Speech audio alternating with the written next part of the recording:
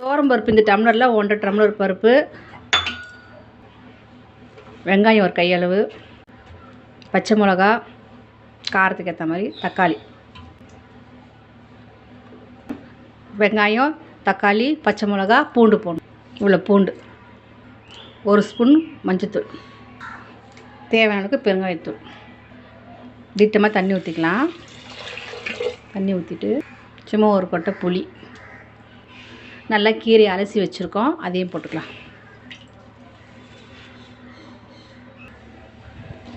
கேஸில் வச்சிடும். டம் போட்டு விசில் போட்டுடலாம். ஒரு பக்கம் கீரை வேகட்டும், நம்ம இந்த பக்கம் வந்து உருளைக்கிழங்கு பொரியல் பண்ணிடலாம். கடாய் காஞ்சிருச்சு, எண்ணெய் ஊற்றிப்போம். கடலை எண்ணெய் தான் ஊற்றுறேன். எண்ணெய் காஞ்சிச்சு, கடுகு சோம்பு, கடுகு பொரிஞ்சோன்னா வெங்காயம்,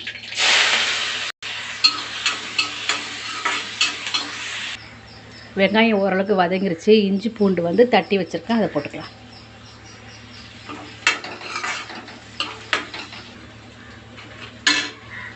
இஞ்சி பூண்டு வதங்கிருச்சு, தக்காளி போட்டு, வெங்காயம் தக்காளி நல்லா வதங்கிருச்சு. 1 ஸ்பூன் மஞ்சள்தூள், 3 ஸ்பூன் வந்து குழம்பு மிளகாத்தூள், திட்டமாக தண்ணி ஊற்றிக்கலாம்.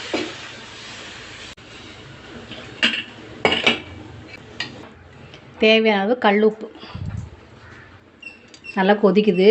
வேக வச்ச உருளைக்கிழங்க அதில் போட்டுக்கலாம். இப்போ இதை கடைஞ்சிட்டு வந்துடுவோம். இந்த பருப்பு கீரை போட்டு கடையும் போது ஃபஸ்ட்டு நம்ம என்ன பண்ண, சட்டியில் கடையும் போது ஃபஸ்ட்டு வந்து கீரையை மட்டும் முதல்ல இந்த மேலாப்பில் கீரையை மட்டும் எடுத்து போட்டு அதை கடைஞ்சிட்டு அதுக்கப்புறமா மீதி இருக்க பருப்பு போட்டு கடைஞ்சிங்கன்னா நல்லா மையமையாக கரைஞ்ச மாதிரி இருக்கும், நல்லா கடைஞ்ச மாதிரி இருக்கும். இங்கே பாருங்க, நல்லா கடைஞ்சாச்சு. இப்போ இதுக்கு ஒரு தாளிப்பு கொடுத்துடலாம்.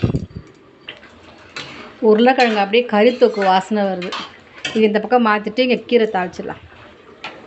பாத்திரம் வச்சு எண்ணெய் ஊற்றிப்போம். எண்ணெய் காஞ்சிச்சு, கடுகு போட்டுப்போம். எண்ணெய் பொரிஞ்சோடனே, கடுகு பொரிஞ்சோடனே 5 காஞ்ச மிளகா, ஒரே ஒரு பெரிய சைஸில் ஒரு வெங்காயம், ஒரு 10 பல்லு பூண்டு அது மாதிரி தட்டி போடணும். இது நம்ம தாளித்து கொட்டிக்கலாம். அவ்வளோதான், சிறுகீரை கடையில் ரெடி ஆயிடுச்சு. உருளைக்கிழங்கு தொக்கும் ரெடி ஆகிடுச்சு. இந்த மாதிரி தண்ணிலாம் சுண்டி நல்லா கரெக்டான பதம் வந்தோன்னே ஆஃப் பண்ணிவிடும். வச்சுருந்தா சப்ஸ்கிரைப் பண்ணுங்கள், லைக் பண்ணுங்கள். தேங்க்யூ.